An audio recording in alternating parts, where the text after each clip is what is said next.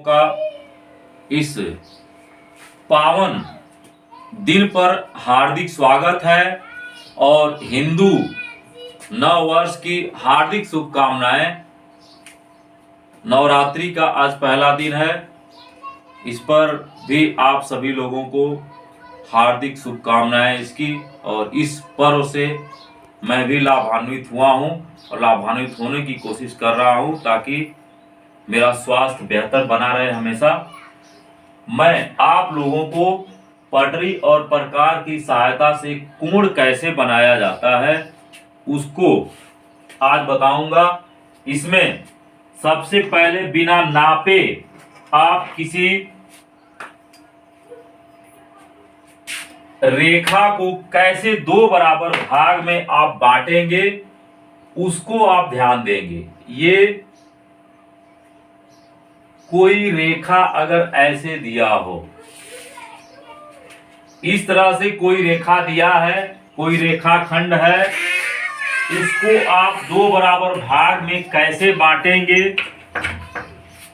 ये आप ध्यान देंगे। जो भी प्रकार आपको मिले उस प्रकार से आप उस रेखा खंड या रेखा जो भी है उसको आधे से अधिक भर देंगे, प्रकार में आधे से अधिक भर देंगे और दोनों तरफ आप चाप लगा देंगे। ऐसे एक चाप आप इधर से इधर लगाएंगे इस तरीके से, और एक उस दूसरी से फिर इधर भी लगा देंगे और फिर दूसरे तरफ रख के भी आप वैसे ही लगाएंगे, इधर को और इधर को। और जहां काट रहा है आप उसको मिला देंगे। ये चूंकि प्रकाश से आपको ज्यादा दिखेगा नहीं और इस पर प्रकाश सही चल नहीं सकता, इसलिए मैंने ऐसे बताया है। आप फिर से सुन लेंगे इसको। जो भी रेखा दिया हो आपको दो बराबर भाग में बांटने की, उसमें आप पेंसिल और प्रकार जो भी है उससे आप रेखा या रेखाखंड की दूरी आप लंबाई आधे से अधिक भर लेंगे और एक तरफ लगाएंगे, एक तरफ से दोनों तरफ लगाएंगे, फिर दूसरे तरफ से भी दोनों तरफ लगा देंगे ऐसे, और जहां काट रहा है उसको आप मिला देंगे। इस तरीके से जो भी रेखाखंड मिलेगा उसका उस दिए गए रेखाखंड का वो दो बराबर भाग होगा। बहुत ही आसान तरीका है ये। अब आप पटरी और प्रकार की सहायता से कैसे कोण बनाएंगे, 60 अंश का कोण आप कैसे बनाएंगे पहले आप देख लेंगे। 60 अंश का कोण मैं बताने जा रहा हूं। आप लाइन खींचेंगे, एक रेखाखंड आप खींचेंगे और फिर वैसे ही आप प्रकार में दूरी आप भर लेंगे और जो दूरी आप भरे रहेंगे उसी से आप ऐसे जो है खींच लेंगे चाप।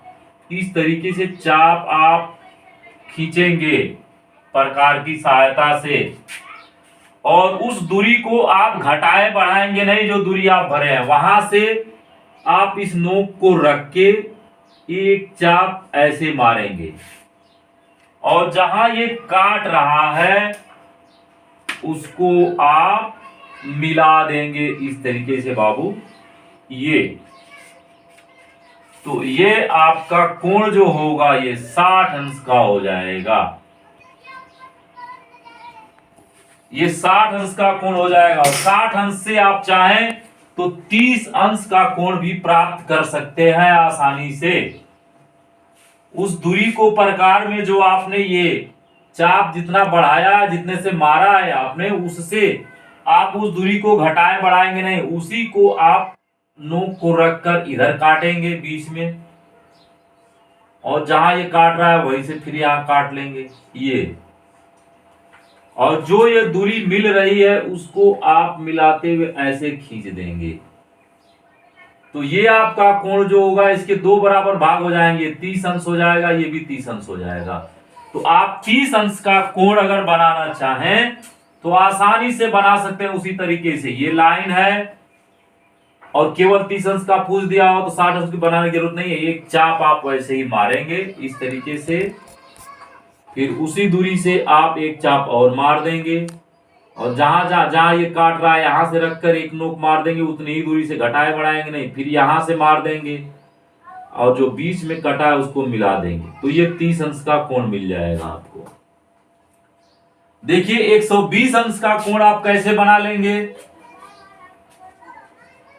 120 अंश का कोण बनाना है अगर, तो ये लाइन आप खींच देंगे पटरी पर का पटरी, और पेंसिल की सहायता से, प्रकार की सहायता से, और वही आप जो कोई दूरी भर लेंगे, यहां से ऐसे आप एक चाप मारेंगे, उस दूरी को घटाए बढ़ाएंगे नहीं, जिस चाप से आपने लेके मारा है उसको फिर यहां से आप उस नोक को रख के प्रकार से एक काटेंगे। फिर आपको मैंने बताया यहां पर ये जो एक बार आप चाप मारे हैं यहां पर चाहे यहां पर, तो ये 60 अंश का, एक बार जो भी चाप कहीं भी आप मारेंगे इस तरीके से तो 60 अंश का वो होगा।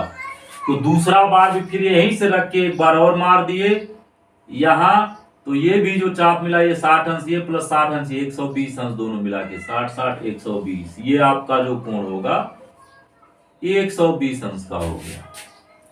मेरे ख्याल से आपको 30 अंश, 60 अंश और 120 अंश समझ में आ गया। आप 90 अंश का कोण कैसे बनाएंगे उसको आप ध्यान देंगे बाबू। 90 अंश का कोण कैसे पटरी और प्रकार की सहायता से बनाया जाता है, तो आप पटरी और पेंसिल से आप खींच लेंगे ऐसे लाइन, फिर प्रकार में आप चाप भर लेंगे और उसी चाप से आप ऐसे आप मार लेंगे कटिंग, और उस कटिंग पर ही फिर आप एक चाप मारेंगे ऐसे रख के, ये 60 अंश ये हो गया। अब फिर यहां से उसी से आप मार लेंगे इधर 120 अंश हो गया, ये भी 60 अंश है ये भी 60 अंश है, जैसे उसमें 30 अंश के लिए आधा किए थे यहां से आप आधा कर दीजिए, एक चाप इधर मार देंगे यहां से और फिर यहां से भी एक चाप मार देंगे इसी पर, जहां ये काट रहा है उसी कटिंग को आप इससे मिला देंगे, तो 30 अंश ये और 60 अंश यही मिलाकर आपका 90 अंश हो जाता है। ये कोण जो हो जाएगा आपका 90 अंश हो जाएगा, ये भी आप समझ गए होंगे मेरे ख्याल से। अब 90 अंश जो हुआ है आप उससे चाहे तो 45 अंश भी प्राप्त कर सकते हैं। 45 अंश कैसे प्राप्त करेंगे, आप इसको नाप लेंगे, उसमें आप भर लेंगे चाप में, प्रकार में भर लेंगे और फिर भरने के बाद जो है आप इधर मार देंगे चाप उसी दूरी से, फिर यहां से रख के मार देंगे और उसी को जब आप ऐसे मिला देंगे तो जो ये दूरी है, जो ये कोण है इसका आधा हो गया, ये 45 अंश का हो गया। अब मेरे ख्याल से आपको समझ में आ गया होगा 45 अंश, 30 अंश, 60 अंश, 90 अंश और 120 अंश का कोण 180। अगर आपको ये लगे कि ये लाइन 180 अंश का है, ये तो सभी लोग यहाँ पे एक लाइन खींच देंगे, उसी पर आप कहीं से कर देंगे सीधी लाइन प्राप्त होती है, वही 180 अंश का होता है। लेकिन आपको एक तरीका और भी है, आप समझ सकते हैं कि एक सीधी लाइन कैसे प्राप्त होती, कैसे आप विश्वास करेंगे कि 180 अंश एक सीधी लाइन वाला ही होगा, पटरी प्रकार की सहायता से ही।